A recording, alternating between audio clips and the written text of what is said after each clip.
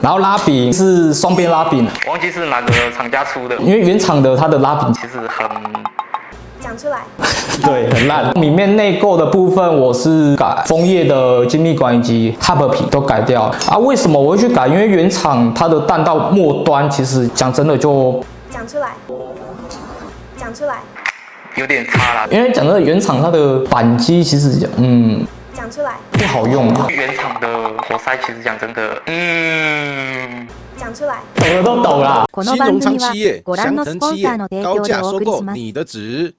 本频道由 Rhino 现代战场场地提供。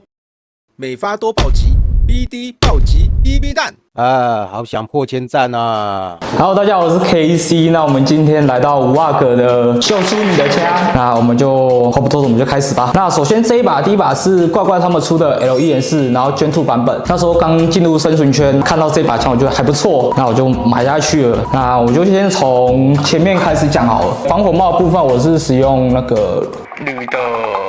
防火帽我忘记叫什么了，还有这个看到便宜的嘛，3到9倍的瞄具。枪托的部分呢，原本是小田弓，那我自己动手去改成 T 叉，然后电池的部分我也是自己全都改 T 叉的。那我内购的部分，我觉得是枫叶的精密管以及CUAD 的 AUG 的 hub 皮。这一把其实讲真，原厂它标配啊点雾可以达到60公尺，但是我觉得讲出来。差一点点。那我自己那时候买了5颗无声弹夹，恐惧来自于火力不足啦。一场下来打了大概有3夹多啦。假如又参加大型活动的话，那基本上都要在场上填弹这样子。好像没什么故事可以讲的。那我就先下一把。那再来是这一把 VFC 他们所出产的 HK416D， 然后我就是Gen 3版本。那时候看到我学长他自己有买一把，那我想说，还不错。我问他说他有没有要卖掉这样子，他跟我说 OK 啊，好卖。他那时候说改那个还是什么的，护木啦，他那时候改护木，然后是14.5寸的，很长。它原厂是我记得是10.5寸的，不然我们就从前面开始讲好了。那前面呢，我是上面是有装 FNA 的它的护木片这样子。这个枪背带扣我就买比较便宜的瞄具，它是那个沼泽路的1到5倍的瞄具，还有增高座这个也是很便宜的。然后拉柄是双边拉柄，忘记是哪个厂家出的，因为原厂的它的拉柄其实很讲出来。对很烂。然后我就把它改了一下。然后后把我记得是什么真品来着，忘记了。然后后退也是真品的。里面内购的部分我是改枫叶的精密管以及 hub 皮都改掉啊。为什么我会去改？因为原厂它的弹道末端其实讲真的就讲出来。讲出来。有点差啦，它的击弹性没有到很好。讲真的，到大概50米左右改了完之后，它的弹道会比较集中。我自己有买4颗弹夹，记得那时候去犀牛打一场下来，基本上4颗弹夹就没了。讲到一点很扯的，就是我那时候打一打到我的缓冲杆断掉，它这里直接崩牙。那个后坐力其实算蛮大的啦。因为它是4.5寸的护木嘛，所以用一般的短的六角扳手没办法插进去，所以我就自己上网找到24公分的六角扳手。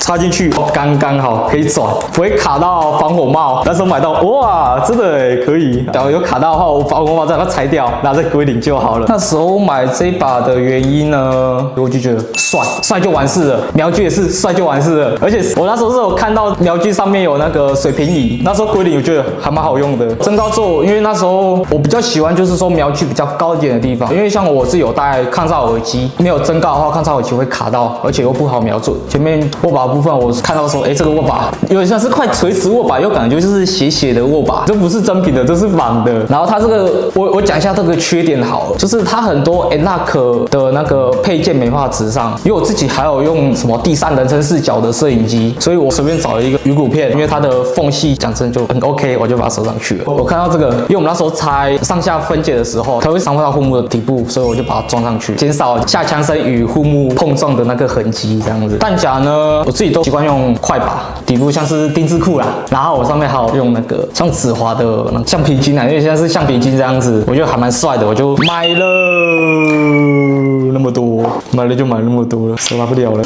哟 ，OK， 那我就先介绍一下我第一把手枪，它是 WA 他们出产的 G18啦。那时候刚进入生存圈，那时候便宜嘛，便宜完事，造就就是说我自己里面改了很多啦。它原厂外款它是叠管的，所以会影响到弹道，所以我就把它改成不叠管。忘记改它那个外观叫什么名字？那时候是金色的，我就很帅，我就改了。内购的部分我是改枫叶他们出的中程，然后扳机的部分呢，我就使用那个经济扳机，因为它原厂的扳机其实讲出来，有点糟糕啊！对，我想到，就是它的火控呢，我那时候是用了大概5年多吧，它的火控才坏，它的击锤簧因为老化了嘛，断裂，所以我换成新的火控组，全都换掉，导致说我现在拉这个拉柄有没有很卡，所以它会往上顶，然后导致说它的没办法完全腹肌那样，我就算了，就把它当做个收藏纪念啦。也去了蛮多地方的啊，像之前云林那边有云林生存游戏战场，那时候都是用这把手枪，那时候其实打蛮多的，因为讲真我自己改完之后就哇，它的弹道很漂亮，看到哪里就打哪里，我记得是90左右，它是可以打到40米，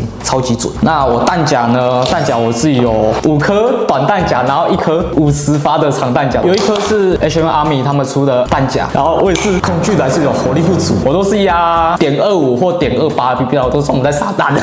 我那时候讲到一个通病啊，就是 H&M Army 他们出的弹夹，它的那个出气阀它没办法直接直上那个 G18，我直接自己去改成 WA 他们出的出气阀，然后就可以用了。然后这把 AP01C， 我是看到5阿哥他频道他有介绍 AP01C， 我就觉得，好像讲出来，有点丑就。但是我看久了，还好。但是它的末端集弹性其实原厂就还不错了。那时候看到5阿哥，我就好像可以买哦。我就二话不说，我直接网购，直接下单。我们现在回归正题，先讲外购好。这个是沼泽路他们出的内红点，那时候便宜嘛，就买了。扳机我是用 TDI 他们出的竞技扳机，红色的，我就很帅，我就买了。因为讲真的，原厂它的扳机其实讲出来，不好用啊，对，讲真的就不好用，我就把它改掉。那个我也是改枫叶的风力管，以及4UAD 的 Humber P， 基本上我都用4UAD 啦，因为讲真的，这把用.3其实可以打到40米，真的可以，甚至40到50这之间都是可以的。然后只要归零好，瞄具只要归零好，基本上瞄到哪打到哪这样子。原厂它的火控其实有点通病，我不知道是不是扳机太硬，还是说我的飞机座太软，然后我后面这里有点像是说被击锤打到已经打到毛掉。这把其实也没有用到很久，我记得是去年买的，去年3月还是4月买的吧。那时候改 TTI 他们出的火山，因为原厂的活塞其实讲真的，讲出来，懂了都懂啦。它的 Hub 重嘛，其实它那个齿轮其实很容易跳掉，因为每次我自己保养完，然后我下场去归零，我那个弹道。讲出来，因为它不是垂直下来，它是侧边的，导致说它的齿轮会跑掉，是错位。我那时候是去9高打的时候，我忘记手枪要归零了，那时候看到大概3米还是5米的之间就直接下坠。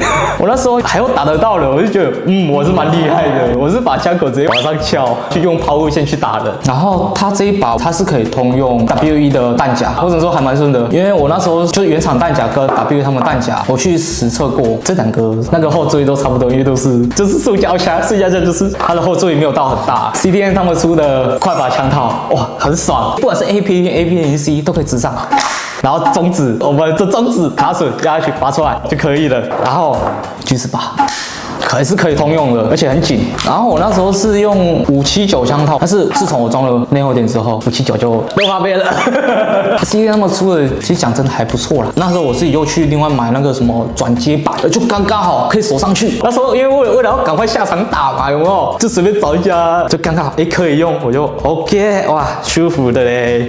介绍的东西也差不多啦，记得关注5阿哥的频道，然后在这影片订阅、分享、开启小铃铛，别忘记去订阅我的频道 KCAirsoft 生存游戏日常，我会请5阿哥放在底下说明栏，那个订阅我一下，帮我影片按个赞啦！还要参加秀出你的枪，赶快去找5阿哥，他会找时间，抽空找时间，然后帮忙拍。那我们就再见喽，大家拜拜。